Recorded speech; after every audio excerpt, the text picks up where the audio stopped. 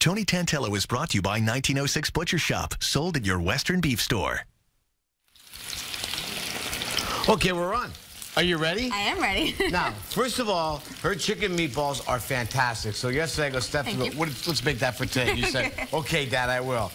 So. Anytime. So first we started making the chicken meatballs. Now to make these, it's very similar to regular ground beef meatballs. What I did was I started off with some breadcrumbs, some Parmesan, 2 eggs, parsley, chopped flat leaf Italian parsley. It's important that you use that. It's a little bit more expensive, but you definitely taste the difference. Yes. Salt, pepper, and then you ground that up with some ground chicken, and you just keep going with your hands. Make sure you wear gloves, and drop it in hot oil. Look at that, right there. There's garlic in there too. It's important that the oil is already hot, and since we did it like this without cooking it in any kind of broth like you would for a soup, really hot oil, sear the outside, then lower the temperature a little bit, and that will cook the inside.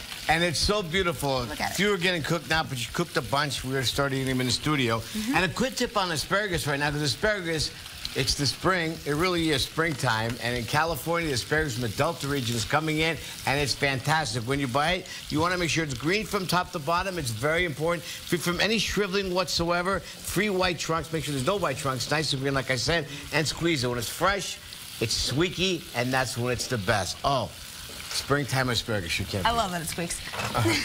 Okay, so what do we got going? So in here right now, you have the asparagus cooking up. All right. And now what we're going to do is we're going to add in our chicken meatballs. Okay. And our tomatoes. So put the tomatoes in now. Go ahead. Add in these meatballs. These are already cooked. We're just going to put these in here so they take on all the other flavors. Oh, I love this. Look at the colors on that. Think that's enough? I think so. Okay. If not, Andrew will probably get the rest Andrew probably, yeah. Those are for her. That's her plate. Could you add a little bit of pasta water? And the pasta that we're using is bucatini pasta. That's the pasta that's got the hole in the center. And let me tell you something, the flavor it gives out when you even make the sauce with it is great. Yeah. Oh, look at that stuff. Let this sear up a little bit. Now I'm going to add just a little bit of pepper to this. All right. I'm going to add just a little pinch of salt. Nice.